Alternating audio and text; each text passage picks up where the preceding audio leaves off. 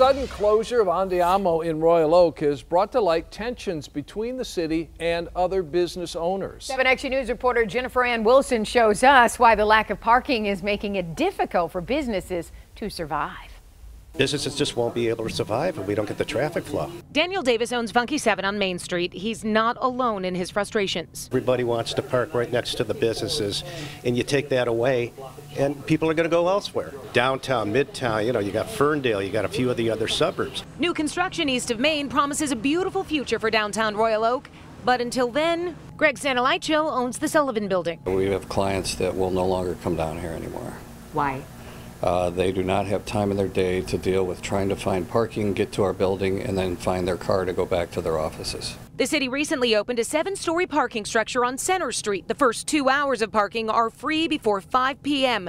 But Greg Santalicho says it doesn't help his employees. If you call Parkrite and try to buy monthly employee parking passes, you will be told there are none available. And it's not as helpful as Laura Harrison had hoped. She's a recently retired business owner. You live in Royal Oak and you're going to Berkeley for some of your needs.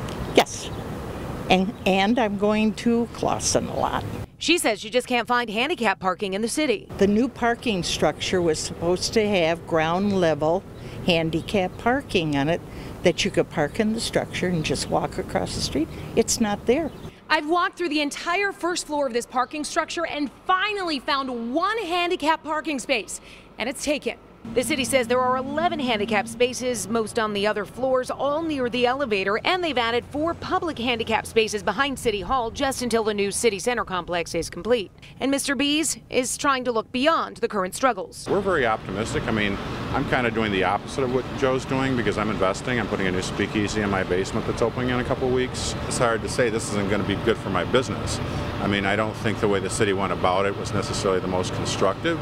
Joe Vicari closed Andiamo after 19 years, citing poor communication from the city and parking struggles as a big reason.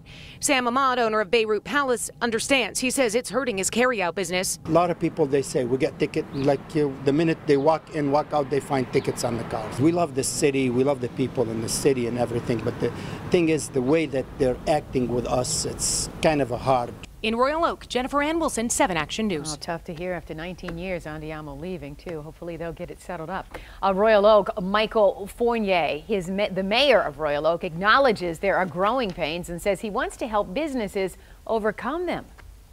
Certainly during construction there are going to be some woes, but we've also seen some successes to navigate through those woes. And the more communication we have, the better. And I encourage every business owner, write me if you need to, and I can help navigate and find that solution.